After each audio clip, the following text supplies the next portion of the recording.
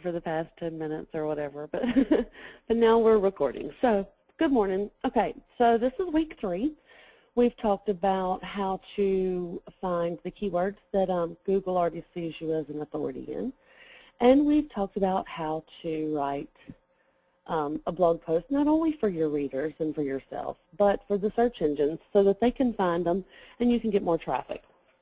Today we're going to talk about using other places to promote your blog posts. And the reason you have to promote them and you can't just rely on search engine traffic is because when you have a blog post that's doing really well in other places, social media, whatever, that already has lots of page views, then Google's more likely to promote it as well as having it, search engine optimized, written correctly. So yes, I have a blog post that's all about, rainbow desserts. And Jackie has a blog post that's all about rainbow desserts. And Reiki has a blog post that's all about rainbow desserts. Whoever utilizes their social media best to grow their page views on that post, they're going to rank in #1 because Google says, oh, this must really be about rainbow recipes because all these people are trying to read it and they're coming from all these different places to read it, so I'm definitely going to promote that one higher up in the search rankings. So you have to also promote it. So that's what we're going to talk about today, and we are moving on. As soon as I figure out, okay, here we go. Content is king. I mean, obviously, we all know that. The best blog post, you can have the best blog post out there, but if no one knows it exists, then no one's going to read it. So while it's king, you do have to promote it, right? Utilizing your keywords properly. By utilizing your keywords properly, you're maximizing its exposure on Google. So now let's use our social media and blogging network to promote that post. So we just actually talked about that. So moving forward. Linky parties. I know you guys hate them. Everybody hates them. We hate spending all that time linking all those things up, but they really are the perfect way to find new readers, to get your site out there, and to get the incoming links to your site that Google wants. So you need to find 3 to 5 linky parties. If you could do more, absolutely do more. But you need to find at least 3 to 5 linky parties that you can share your content on every single day, 7 days a week. Here's a site, and in your bonus tool, I actually give you that hyperlink there, but there is a site where you can find linky parties to participate in. You can also go to the forum, and we have, let's see, where's that at?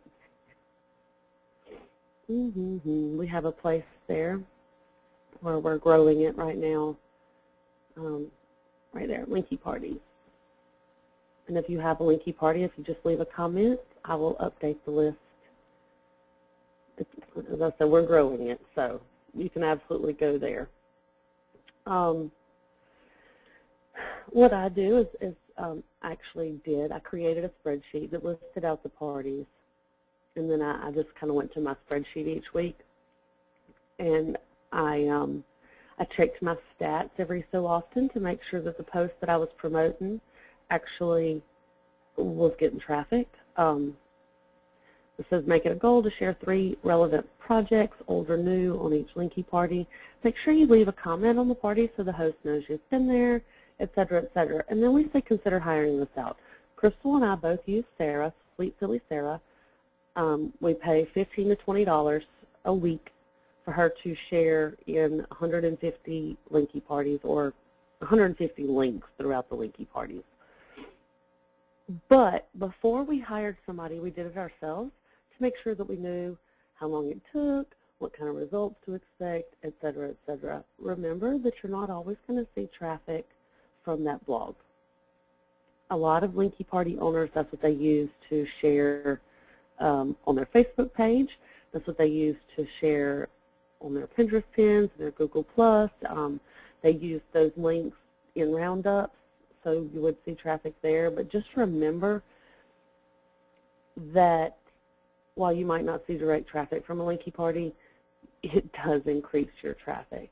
When I've not done it, I can see a major difference. So, any questions so far? Yes. Does Sarah link up to the party she requests? She does and she doesn't. So I had that huge list, and that's what I gave her to start with. And then over time, she would say, hey, there's this party that's doing really well for this person. Do you want me to try it on your stuff? And so our list has changed, but she absolutely does the ones that I request first. And then if she needs more to equal the amount of links that I bought, then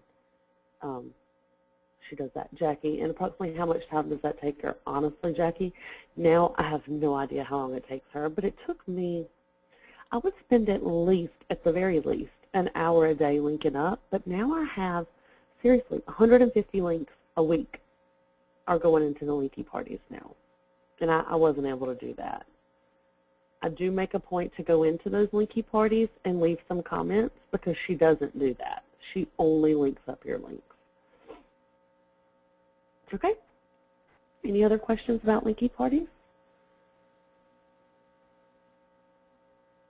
Okay. How important do you think it is to get to the linky party right when it starts? I'm on the West Coast and have to wake up super early to get some of these parties.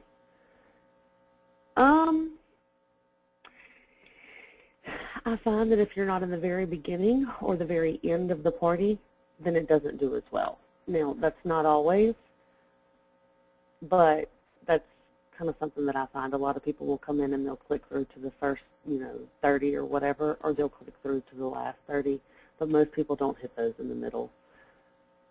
And a lot of parties actually start the night before. So, Kate, that's just something you're going to have to really try to pay attention to or hire it out because, it's their business to get them up at the beginning. So, just a thought. All right. Blog Tribe.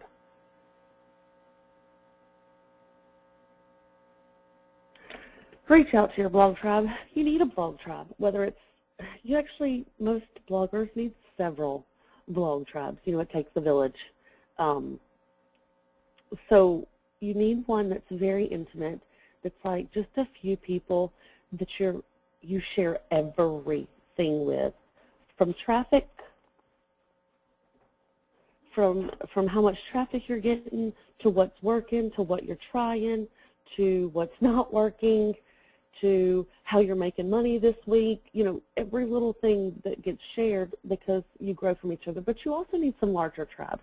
You need some niche tribes, like the Kid Blogger Network, like the Recipe Blogger Sharing Tribe, or whatever it's called. You do need these bigger people, and you need to reach out to those people and ask them to help you promote your new posts. Make sure it's not just, every single post that goes on your site, but those that you're really working, okay? If you're like me, I have 3 posts going every day. So sometimes it's only 2, but it's not like I'm really working all of those posts. I have one, I would say 5 to 6 days a week that's really, I'm working it. It's keyword intense. It has a call to action. It's that post that I just think is going to do great. And I get my tribe to help me share, and we do a girl of the day. But anyway, I participate in some pinning parties. I share on Kid Blogger Share and Recipe Share or whatever on Facebook, those groups, and participate in all that. So just make sure that you're doing that. You cannot grow your blog in a silo. You just can't. You really have to utilize other people to help you, and you have to help other people. You can ask for repins on Pinterest. You could ask your tribe to like it on Facebook or share it or Google Plus it or retweet it or whatever. You can set up a thing with your tribe so that you do something different every single day, or however you want to work it, whatever works best for you. Use the Monday, Wednesday, Friday social media amplification activities over on the Learn to Blog Facebook group. It's, you share your link, and then you only have to share 3 people on there or something like that. And then, it does help. It gets you out a little bit more. And if you're looking for a tribe or you want to start a tribe, obviously we have this group here, and you guys are all going through the same things. You'll all have the same questions. You're all learning exactly the same way right now. So this is a very good tribe for y'all. But, if you want something a little more niche specific, then go over to the Learn to Blog VIP forum and there's a little place in there where you can ask for a tribe. Let's see what it's actually called. Am I going fast? I know I'm not as chatty as Crystal. Where's it at? I just saw it. It says looking for a tribe or something like that. Oh, here we go. In search of tribe mates, right here. So you just go in, you go through the things and see if there are people looking for mates. And if you don't see somebody that would fit you, you just put it in there.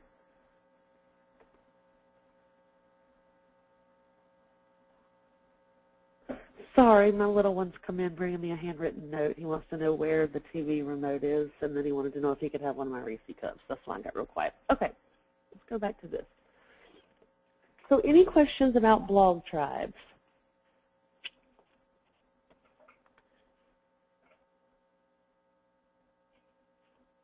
One thing I can tell you is if you go into the blog tribe, if you start a blog tribe, if you join a blog tribe, if you join one of those share groups on Facebook, and you go into it thinking, what can they do for me, it will fail.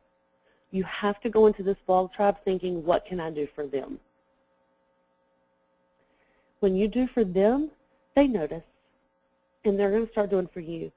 You know, Jackie shared something on her Facebook page for me the other day. It wasn't because I said, hey, Jackie, will you share this on my Facebook page? But she shared something on my Facebook page. I have been doing everything I can do to send traffic to Jackie because, I mean, it did really well for me. I got quite a bit of traffic for it. So I noticed that Jackie did it, and so now I'm working extra hard to do the same for her. So people do notice. They see it. And they bust their behinds to try to repay it. But if you just go in saying, hey, will you do this for me, you're not going to get as much out of them, okay?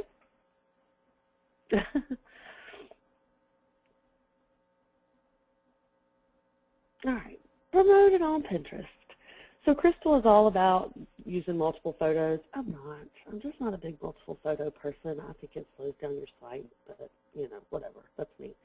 But the beauty of using multiple photos in your blog post, it allows you to easily promote it on Pinterest to the same boards over time without it looking like you're promoting the same content over and over again. So my posts that I'm really looking for Pinterest traffic for, as opposed to, you know, Facebook, Twitter, StumbleUpon, whatever, I go in and I make sure that I have several pictures in there. And that way I can pin it to some of my heavy hitter boards without it looking like the same stuff. So pin to multiple relevant boards that you have on Pinterest. You can use Viral Tag, Tailwind, Board Booster, any of those other places to help you do it in an organized, time-saving way. I use Viral Tag. I really like it. I've been testing Tailwind. I don't really like Tailwind for scheduling out multiple tweets because if I do one multiple pins, or the same pin to multiple boards, because they just kind of put them in order. Where with Viral Tag, I can go in and say, I want to pin this pin to all these boards, but I want a 3-day gap in there. So I go in and I figure out, you know, how many minutes is it for 3 days? So 24 hours times 60 times 3. So I know I need those pins to be 4,320 minutes apart, and it'll do that for me.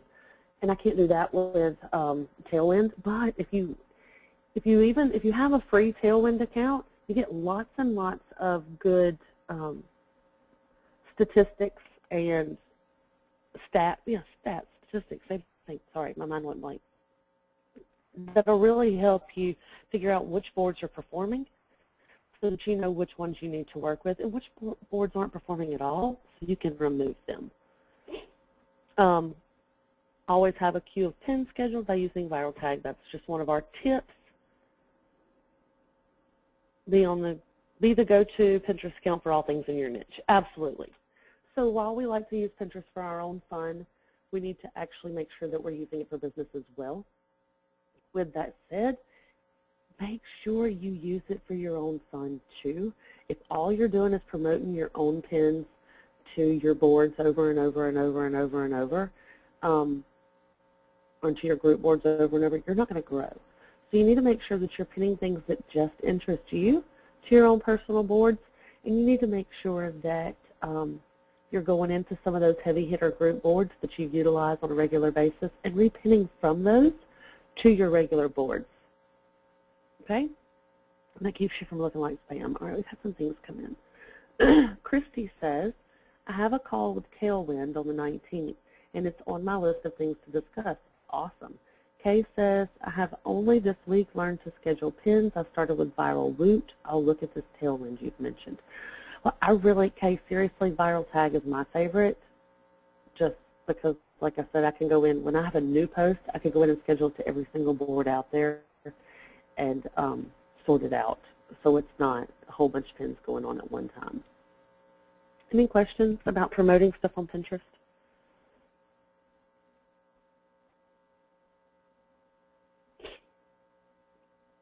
All right. Twitter. If you're not using Twitter, you need to be. I use Pub Exchange and I tweet stuff. And with one tweet, I can usually produce, you know, a couple hundred visitors to somebody. I mean, I know a couple hundred's not a lot considering, but with Twitter, I mean, you can tweet every minute of every day, and people, only a certain amount of people are going to see it because people aren't on Twitter every minute of every day. So the amount of stuff that you can put there is way larger than anywhere else. And with hashtags and the sortability and the list and the this and the that, it's just a quick, super way to share stuff. So, you know, if you do just quick tweets all day long, then you're constantly generating another form of social media traffic. And it's just a great way to keep things kind of on an even keel so that you're not getting all of your traffic from one place. Jackie says, how many followers do you have on Twitter? I have less than 30,000, Jackie. I don't remember exactly what I have, but it's not like, you know, this ridiculous amount. Twitter.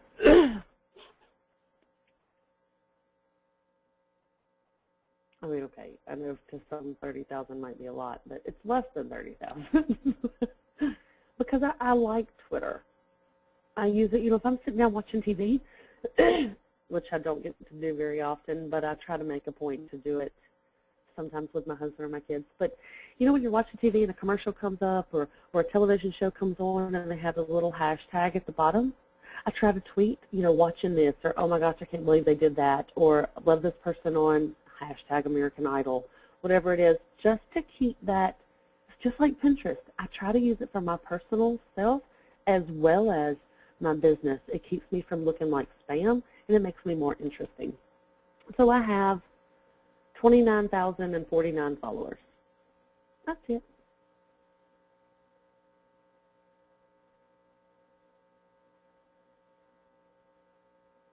Jackie says you have lower than 2,000.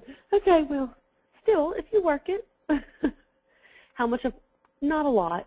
In the scheme of things, I don't get a ton of traffic from Twitter, you know, as like I do from search engines and emails and Facebook and Pinterest and Google Plus and Linky parties. And, you know, the scheme of things, I don't get as much from Twitter, obviously. I don't even think it's in my top 25. I do use just unfollow to help make sure I'm following the type of people that I want to follow. So one thing that I do is I make sure that I'm scheduling tweets from my blog posts. And if there's something that I'm really just trying to go all out and try to get viral traffic bound for, I go in and I pull quotes from that post, and then I use those quotes to draw in interest about it. So like, you know, let's see. I don't know what right now. I can't think of anything. It might have to be quotes. Okay, like the dessert recipes for Easter. Oh my gosh, can't wait to try number 11. You know, those things where you try to get people to click over. I do that kind of thing on Twitter. It seems to do really well on Twitter. I don't know why. Oh, I have a broken link. I like to do quotes, like serious quotes. Like I have a post that's things boys say, I mean things moms of teenage boys say. And I'll go in and pull one of those little things, ... more things moms say here, or great advice type deals. So pull some quotes, and then I schedule them out using Hootsuite, or I just use Buffer, whatever. I actually pay for both of those. I know, I'm crazy. But anyway, or Edgar. Edgar allows me to schedule on Pinterest as well, and then they can recycle, so I only have to do them once. So always ensure that you provide a link to the post when sharing on Twitter. Bitly is a site that you can use to create a trackable short link. I never remember to use a Bitly link. If I pin it straight from my site, then I think it does it. It shortens it for me because I have that figured in, but I don't go in and check my Bitly stats. I just check my Google Analytics and see. But there you go. That's an option. Use the share button at the bottom of your posts to easily tweet your post. If you have everything set up correctly, then, like I said, it is easier to tweet. I'm going to see if I can show you what it looks like. When you're screen sharing, things go slowly, but I'm spinning and I'm spinning and I'm spinning. Well, is it going to come up for me? Again, Twitter is just like everything else. You have to use it for more than just promoting you. We actually have a great Twitter thing going on. Going on our Hangouts. So if you go to learn2bloghangouts.com and go to New Start here, we've done either 1 or 2 Twitter Hangouts, and they're still very relevant for now, even though it's been a while. All right, so when I tweet, straight from my board, okay, yeah, it tells where it came from, it gives the link, it gives the title. I can add a few other little things if I want, like hashtags. Please use hashtags on Twitter. Don't use too many of them. It's kind of like Google Plus. Use a couple, but just don't use too many. And the more you're tweeting, the faster you're going to grow. And as long as you're not just tweeting, read this, go read this, click to this, see this, if you're also doing, if you use Instagram, make sure you're automatically tweeting your Instagram pictures. If you, when you're pinning, make sure that several of your pins throughout the day are tweeting out. Jackie pinned this on Pinterest. So that you look human. You're not just, regurgitating content. So as you automatically have your posts go to Twitter, you can absolutely do that. I don't do it. I do it with Twitter feed. Again, that's in that Hangout. So, questions?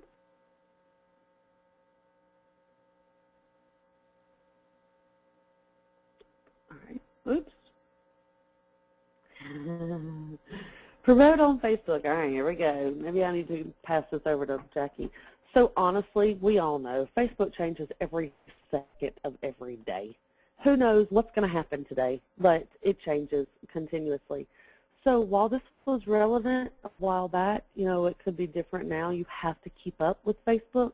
You have to keep up with what's working and what isn't, and the best way to do that is to pay attention to your analytics, because what's working today might not work tomorrow. We did a Hangout with Holly Homer, with her over 1 million Facebook fans that she grew in like a minute. So if you go over there and learn2bloghangouts.com to the New Start here, you'll see that Hangout. It's a really good one. I suggest going and watching that when you have time. But use a variety of share types. That's one thing that I find that does best, isn't to just stick with the same thing over and over and over.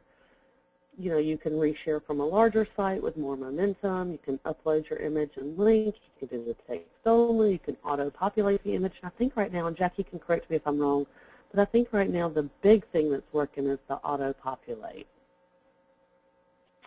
Ask your questions. Don't just share stuff. You have to get that engagement going. So asking questions encourages engagement. Not necessarily in your link, because we don't want to confuse people. They need one thing to do and one thing only, or they don't know what to do. Increase your talking about numbers. What does auto-populate mean? Okay, Kate says, what does auto-populate mean? When you type something on Facebook and you put a link and that little thing pops up at the bottom that usually has a small picture or a big picture, depending on what size picture they have, and a little bit about the post? it just pops up on itself, that's auto-populating. It automatically populated the information for that site or that link. Awesome. Okay. Consider spending $5 to $20 to promote on Facebook your own content. Okay, so Jackie says it really depends on the individual page. Do what gets the best results for you. See, there you go. Auto-populate doesn't do well for her. Uploading a picture does best. So there you go.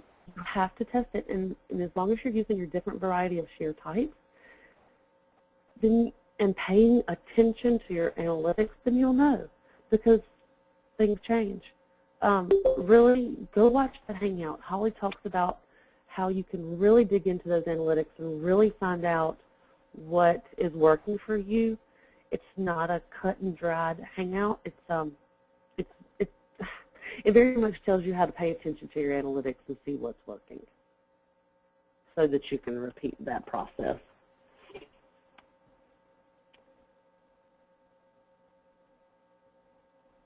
Make sure I didn't miss any. Okay. Moving on. Google Plus. Thank you, Jackie. She told me well done. All right. Google Plus. Google Plus is the first place you should share your post. The first place you share your post should be Google Plus. Because when you share something on Google Plus, it's indexed almost immediately. And I want to show you what I mean by that. So I'm going to go over here and I'm going to type in, give me something to type in. What am I looking for? Something, anything? I don't know, my mind's blank. Kids activities for Easter. Here we go. All right, so I'm searching for kids activities for Easter. Now I want you to see something. Look what that is. That's Pinterest, which is why we want to share on Pinterest. Look what this is. Google Plus. Google Plus. Did y'all see that? So we definitely want to share on Google Plus. And then these are posts that are more indexed, that are doing better. Okay, I lost my thing. Okay, so you don't have to wait several weeks. If you're a newer blogger, it can take weeks and weeks and weeks before Google gets over there and indexes your site. If you've been around for a while, obviously they'll do it fairly immediately. But a great place to start is to share your posts that you're promoting on your Linky parties over on Google Plus. Spread it out, just do one a day. You know, remember the 80-20 rule, 80 other people, 20 you. Just like Facebook and Pinterest, sharing an image on Google Plus when promoting your post is key. And make sure that you're using hashtags. Google Plus sorts their stuff based on hashtags. Let me see. It's going to come up. It's going to be slow. Oh, Lord. Let me show you what I mean by that. And that's also how they index things in the search engines, is all based on this hashtag thing.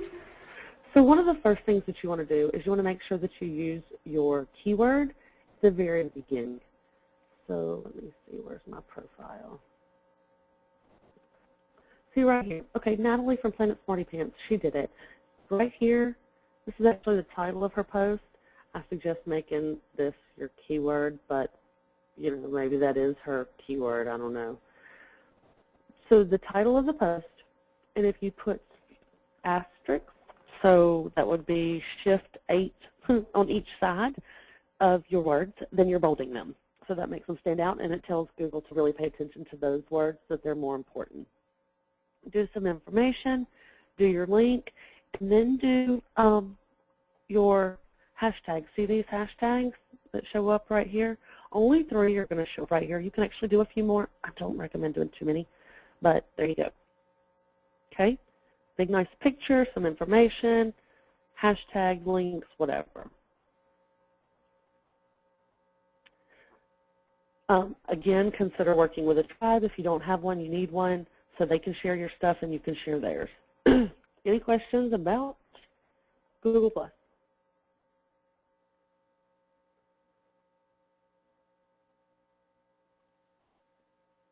I know, it's just one more thing to do. That's the beauty of the blogging beast. All right, Instagram. So this is a crystal slide. I don't do it. I know. I need to, but I don't remember to. So when you create your craft or your recipe, take a picture of it and save it. Then when your post is live, use that picture to go and stir up some buzz on Instagram, which is absolutely doable. And I do sometimes things like that. I actually do them. I start stirring the buzz before the post goes live. I've been working on some paper flowers, making a bouquet out of paper flowers. And I took a picture of it the other day, and I'm actually planning to take another picture. Also made sure that they tweeted and went out on my personal Facebook page, that Instagram thing. But use your hashtags on Instagram so that you can, you know, help build some interest there, your craft tags, your recipe tags, whatever the hashtags are. Then what Crystal says do is you go put the link to that post that you're sending pictures out of, in your profile, and state that the link for this recipe or craft is in your profile. So you edit your Instagram. Instead of just your website profile, you're going to put the link straight to that craft, recipe, whatever it is that you're taking pictures of. You're going to start pushing those pictures out throughout, you know, the next week or so on your Instagram, and every time say, link for this craft or recipe is in my profile. There are some people that have Instagram as their #1 referrer. I don't do it. It's just another thing to do. But Crystal she really likes it. So, you know, I go see how she's doing things. She's Crystal and Comp with a P over on Instagram. So when you're doing everyday things with your family and kids, save those pictures and use them to build the buzz about posts that you have coming. So she just saves them right there in her phone until time. Okay? And then again, you change that link in your profile to the post when you share it. Any questions about Instagram?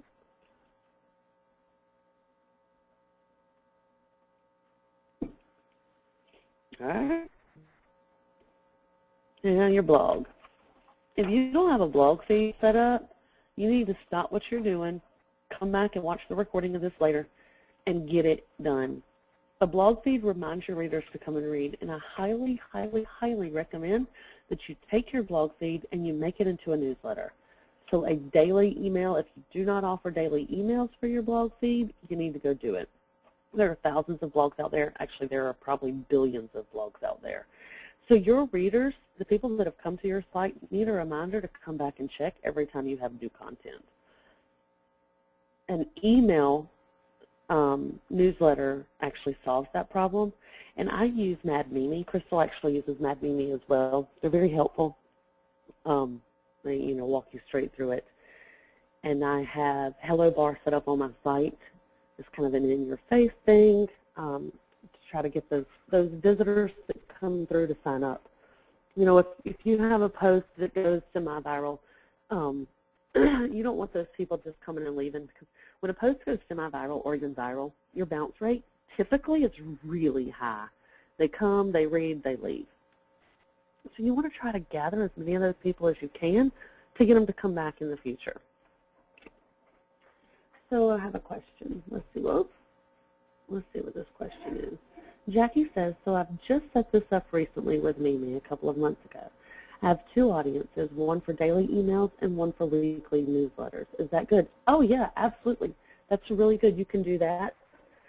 So what Jackie has done is Jackie has set up one where people can get something every single day, and then she has set up one where people can get some once a week. I don't know, Jackie, is your weekly newsletter just your RSS feed as well? Or do you actually manually write a weekly newsletter? Because you can do either one.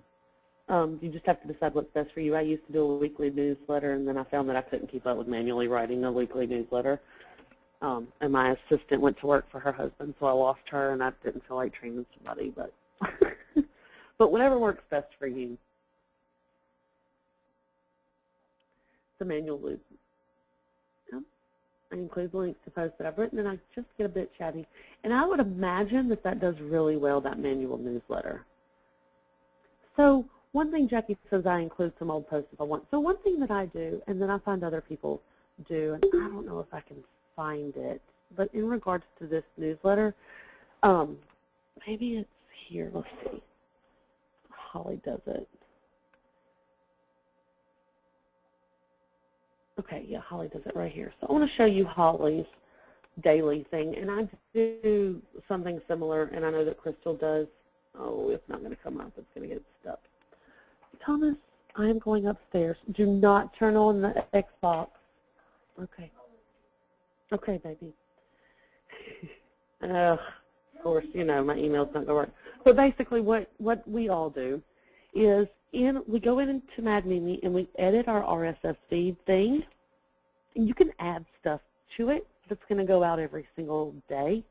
And I go in, so I actually need to update it because I think I still have Valentine's on there. Yes, I know, it's crazy, but it's been busy. So I go in and I put more awesome, you know, Valentine's Day content, or more awesome Easter content, or more awesome whatever, or, oh my gosh, loving these recipes this month. And I put some links to some of my older posts. So then they get it every single day.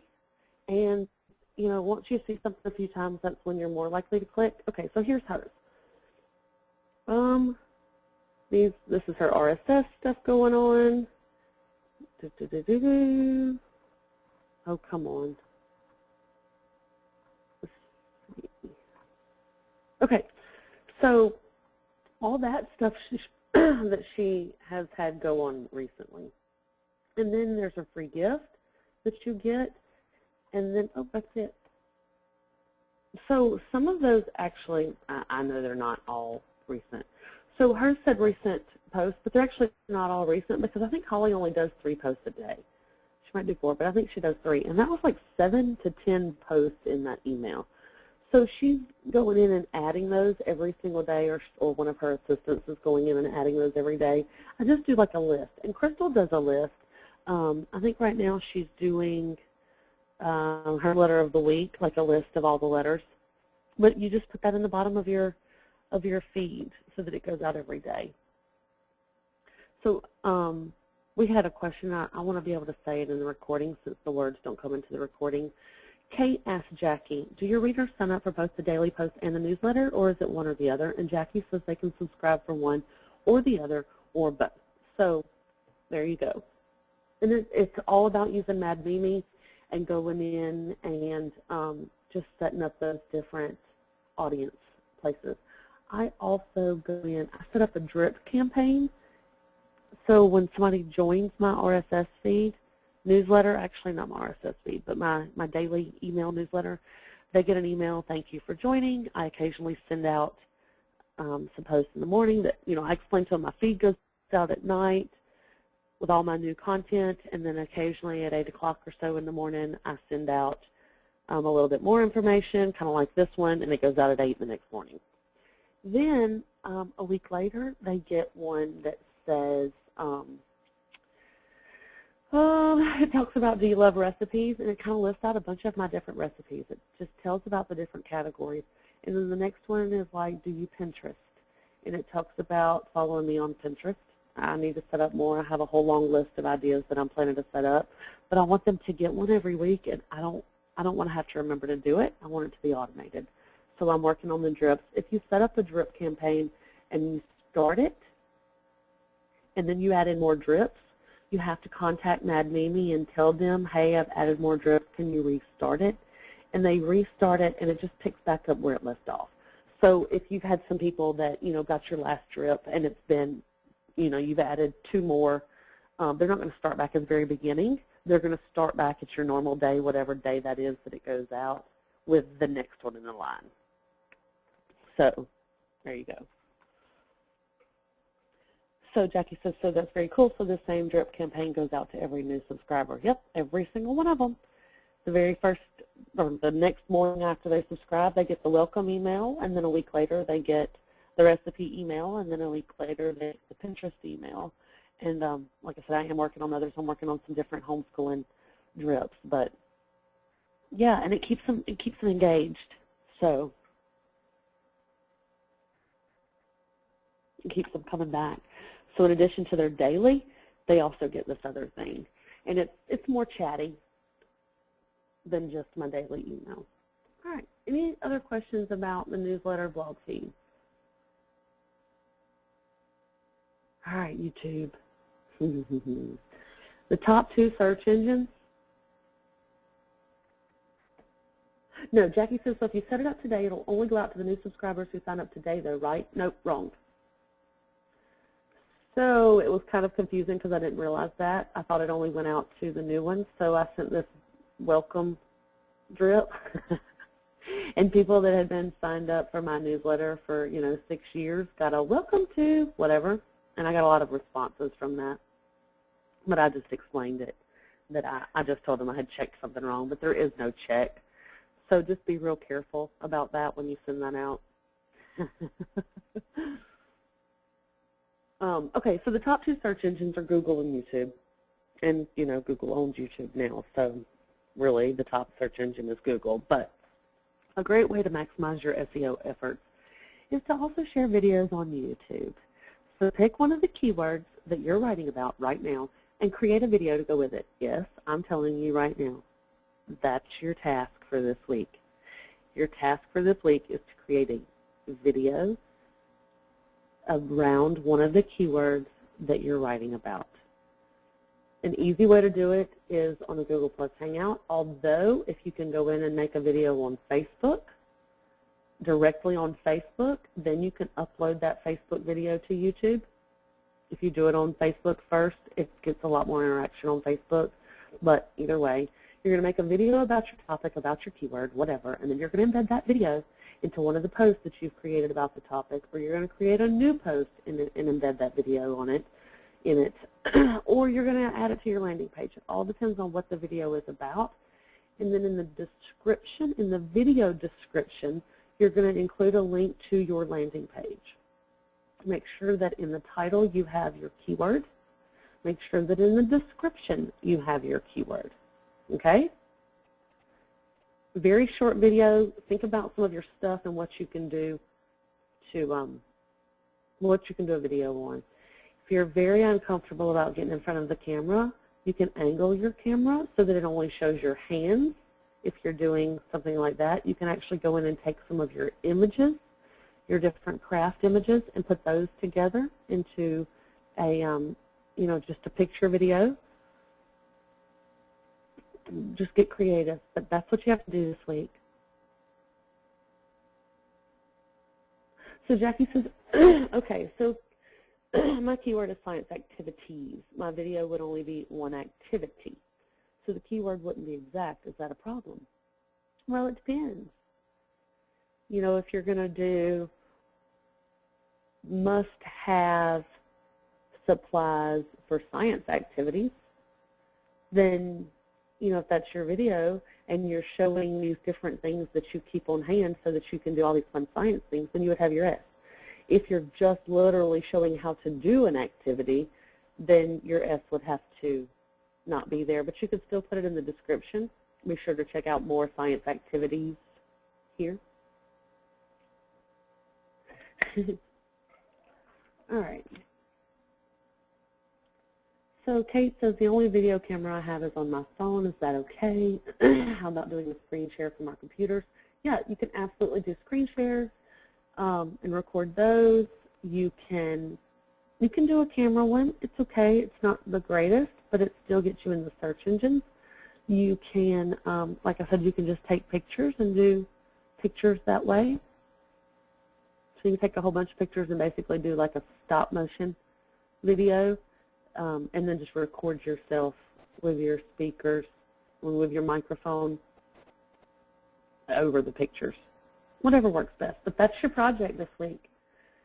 And this is it. This is the last slide.